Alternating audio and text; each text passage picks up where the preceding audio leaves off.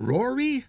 I know this is pretty immediate of me, but this weekend I'll be heading back to my parents' place. What? You're going home by yourself? Yup.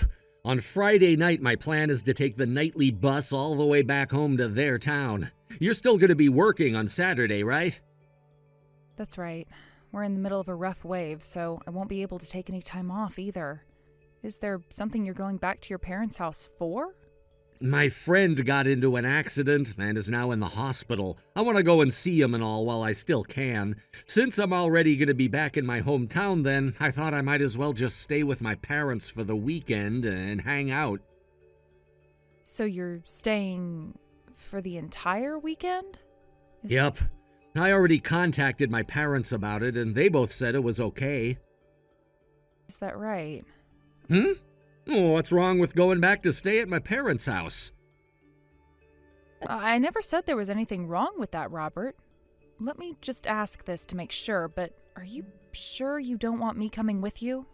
Oh, don't worry about me. This is about me being there with a friend of mine you've never even met, and it's not like you're going to be able to take time off work anyway.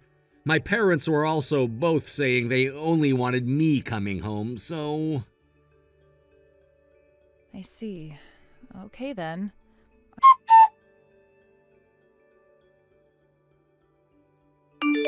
I finished work. I hope you had a good day there. I did, and now I'm gonna start taking the long bus ride back to my parents' place. Oh, that's right. While I'm back at their house, don't you dare contact me about anything. What? Not myself or my parents. Why can't I? I'll be going to visit my friend in the hospital, and I don't want it going off all the time. And when I'm back at my parents' house, I'd like to have a taste of what things were like back in the day when I never had a phone. You know what I mean? In other words, I just want to take things easy, huh? If I start getting calls and texts from you, I might start remembering just how stressful things really are for me. Okay. I don't mean that as a bad thing, though. Well, it's not a problem. Oh, I need to start moving now or else I'm gonna miss that bus. See you later. Have a good trip.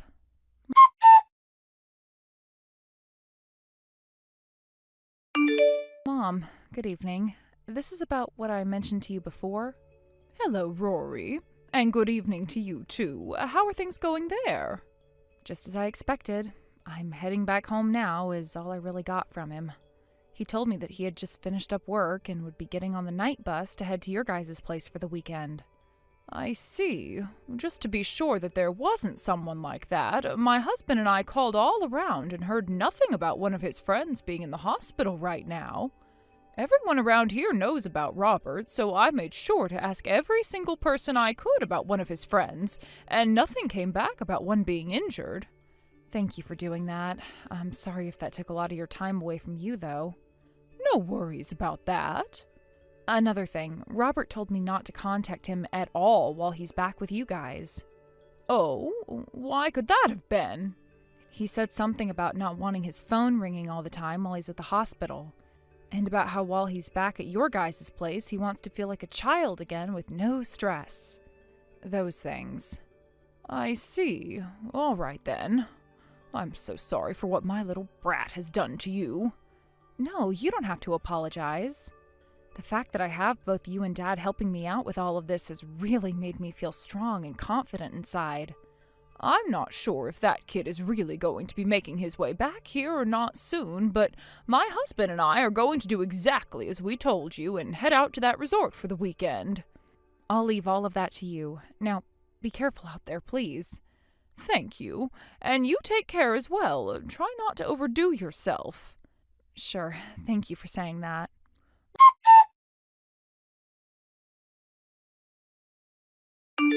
Rory, things are going as we assumed they would. Robert just got here and checked into the hotel with a very young woman at his side. Roger that, Mom. So once they've begun eating dinner and a couple of hours have passed since then, we can start our plan of attack, right? Correct. Please do your best. By the way, Rory, that woman he's with, she's the daughter of someone I know. Wait, are you serious? Because of that, there's no reason for us to change our plan of attack now. That girl has done all kinds of stuff with men and has made a reputation for herself here in town. So that's the kind of person she is. I just never thought that my own son would be taken away by someone like her. Mom, I'm sorry about that. I didn't need to mention that right now. I'll make sure to tell you all about that woman in a little bit, all right? Understood. Please and thank you.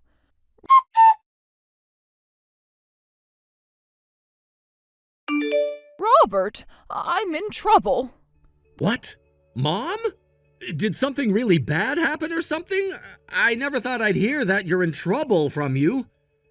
The car at your house got ran into. Huh? Are you talking about my car? That's right. Wait, hold on a second. I never heard anything about my car getting run into or anything like that. If something like that had really happened, I would have heard about the news of it before anyone else, including you, right? And I haven't heard a word from Rory about it either. Right now, who all heard first about your car doesn't matter. Just know that your car was ruined when it was hit, and this is an emergency. I get that this is a huge problem. Where are you at right now? What? I'm at a resort with one of my friends right now. Well, then tell them that something's come up and that you need to head home right now. What? Are you more worried about your friend and that resort or about your family and your car, which was just ruined?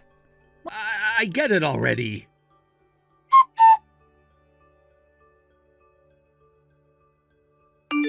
Yo, Rory, I'm on the bus right now heading back to the house. Did my car really end up getting destroyed after being hit? Well, I never heard anything from you about that before. Does that mean you weren't even aware of that happening yet or something? Hey, are you going to pick up your phone and reply to me yet?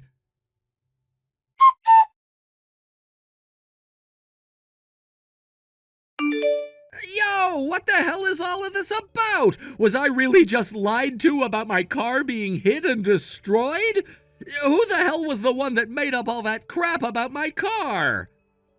Well, hello, Robert. Are you back at the house now? Hey, Rory! Where the hell are you at right now? You should be finished with work by now, right? I'm finished. Well then, where the hell have you been this whole time? The next town over, back at my parents' house. What the hell is going on over there? I heard about how my car was hit and ruined by my mom, which has turned out to be some massive bullcrap. Oh? I had told your mom that everything would be up to her in terms of that. But I guess telling you that your car was ruined would be the best way of getting you to come home as soon as possible. Huh? I'm not really sure what's going on here, but you knew about the lie? And you were able to get my mom to lie to me about it all? In other words, both you and my mom were in on all of this? Why would the both of you do this to me? Were you too busy smooching with that girlfriend of yours at the resort for all of this? Huh? I knew you would be, so I made sure that your mom made up a really good lie that would get you to run home without even thinking first, and taking you away from her. What are you going on about? I don't have any girlfriend right now. Listen, Robert, sorry to say, but I know all about you and her. What? That girl you've been cheating on me with happens to have lived in the same neighborhood as your parents do, but has now been living close to you and I ever since she moved out here after high school. And she so happens to be only 19 years old and working at that favorite bar of yours here in town, right? Did you get so excited about seeing a girl close to 10 years younger than you from the past and taking things one step too far because of it? I'm sorry, but it is frickin' disgusting that a man who is almost 30 now has been having sex with a girl who is just over half his age now. What? How did you find out about this? Both your mom and your dad went to a resort close by to their town, thinking that would be just the place you'd be heading to with her. They were both the ones that saw everything play out, by the way. What? They saw you checking into the place with her, standing right beside you that whole time. They were able to find out where I'd be staying with her? How did they manage that? Listen to this, Robert. I had a look at the computer the other night, and on Google there was still a tab open to that resort, and it was saying thank you for booking 2 nights there this weekend. What? You used that website as well, then? Did you not just hear me say that I logged into the computer and that tab was still open? I was actually getting on to book a place for my mom and I to go for myself this weekend. And that's when I ran into what you'd left for me to see. Damn it! After having a look at more of the search history thereafter, I found this wasn't the first time you'd done this either.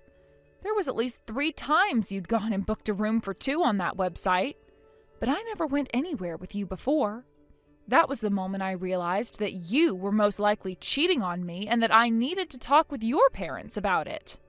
And so, that's how the 2 of them found where I'd be staying.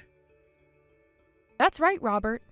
Next time you want to keep something completely hidden from me, do so by exiting out of those tabs after reserving a room. Or better yet, do all of that on your phone, please. I should have known something was up when it was my mom telling me about my car having been hit and ruined like she did. You have always had that soft spot in your heart for your mom, to the point that you'll just listen to anything she has to say to you without a doubt in your mind. Well, that really came to bite you in the ass this time, right? God damn it! One other thing. I'll leave everything that comes after this for your dad to handle. My dad? I heard something before from him about how he'd be calling in some help in order to get you trained into being a decent human being again. I'm sure someone's going to be there for you very soon now. Can you hear them coming yet?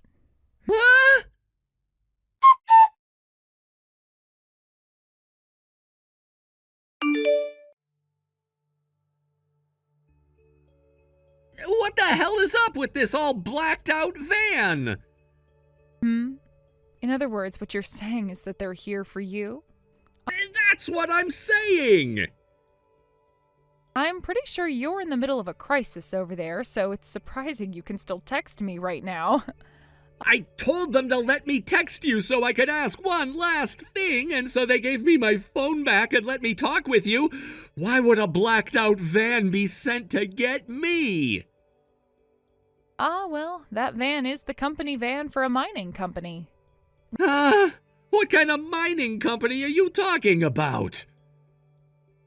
One that mines coal.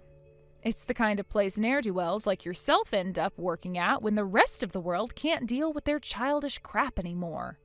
And where they go to learn how to be a proper adult and someone who can be considered a human being again, instead of some stinky pile of trash. I hear that a lot of the people that go to work in those mines come out changed men afterwards. What the hell? And wait, I'm not some stupid ne'er-do-well. And that's why you're going to work there now. You don't seem to get who you really are yet. And wait, what about the company I'm currently working for right now? Hey, come on now. I know you've been fired by them a long time ago. What? After I found out you were cheating on me, I gave your last boss a call and asked about what you'd been doing at work. Turns out that your last boss and I went to the same school together, and he told me all about what actually happened to you some time ago. You'd make out with your coworkers of yours in the company car, and sometimes take them to hotels after work to stay the night. You'd also bring them along with you on your business trips. And then it was found out that you'd spend company money on women, and when asked about all of those things you'd been doing, you said they were all BS. So the company had you fired, right? Wait, who the hell told you all of those things again? You said it was my last boss who you know? I am not reminding you who they are. I hear that you already paid the company back for what you used on yourself, but were then asked for some more when the company realized that was only the tip of the iceberg. Damn it! You've seriously found everything out about me! If you're really that much of a pile of crap, then you're better off down in those mines being of some use to this world. I'll go find myself another job instead of this crap. That's a lot coming from the same man that stopped working after being fired for embezzlement and then used his time and remaining money to go out with a 19-year-old. But... As for the divorce and the settlement, you'll hear all about that in a few days from my lawyer. What? Start thinking to yourself that you are never going to be seeing me ever again, all right? Are you freaking kidding me, Rory? Goodbye forever. Rory!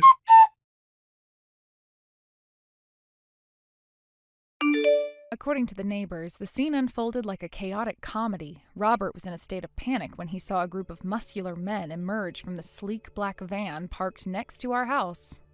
The sight of these intimidating figures sent him into a frenzy. He was shouting, "No, please stop!" in a voice that was more pitiful than threatening, as he darted around the yard, desperately trying to escape whatever fate he thought awaited him.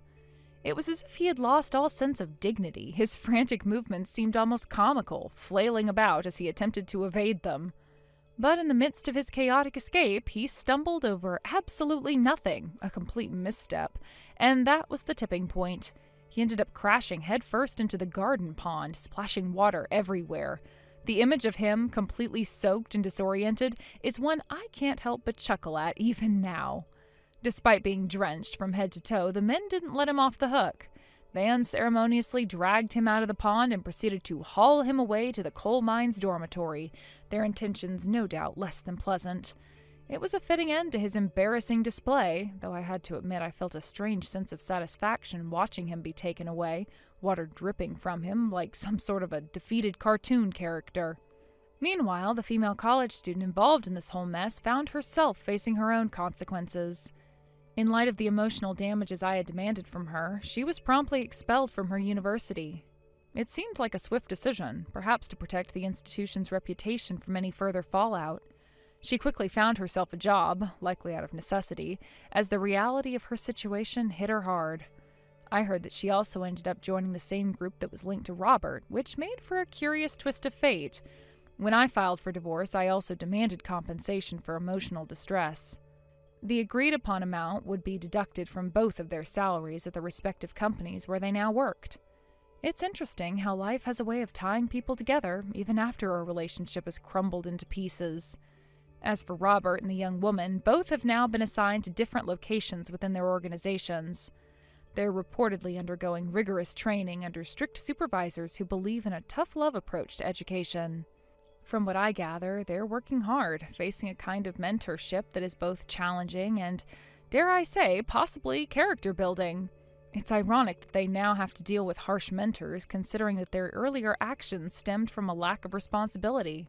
The transition from a carefree student life to one filled with the pressures of a working environment must be a jarring experience for them. Robert, in particular, used to live a life where he could laugh off his mistakes, and now he is likely learning that the world doesn't operate that way. He might be grappling with the consequences of his actions in a much more profound way than he ever anticipated. I often wonder how they are handling their new lives. It's almost poetic justice. While they were enjoying what they thought was a fun, carefree existence, they now find themselves in positions where they have to work hard to regain some semblance of respectability. Life can change in an instant, and for both of them, it has become a harsh lesson in accountability. As for me, the divorce process and everything surrounding it were undeniably challenging. But I feel a sense of closure knowing that they are now facing the repercussions of their actions. The emotional toll it took on me was significant, but watching them deal with their own consequences offers a form of vindication. I can move on with my life, and they have to face their new reality, one that involves hard work and the guidance of tough mentors. I've also started to find my own path forward. It's liberating to think that I can make decisions without having to consider the whims of someone else. While they're caught up in a world of hard lessons and difficult tasks, I can focus on my own growth and happiness. The burden of their choices no longer weighs on me. Instead, I feel a sense of lightness and freedom. The universe has a way of balancing things out, and for Robert and the college student, the reality of their situation is a stark reminder of how important it is to take responsibility for one's actions. They thought they could have a carefree life, but now they're learning that every choice has consequences. It's hard not to feel a bit smug about the whole situation. I can't help but smile at the irony. Life has a way of catching up with people, and while I was the one left to pick up the pieces after their reckless decisions, they are now the ones who must navigate the difficult waters of adulthood with all its responsibilities. It feels like I've turned a page in my own life, and they're now stuck in a chapter filled with lessons about accountability and the weight of choices. Thank you for watching. Please subscribe and hit the like button. See you next time.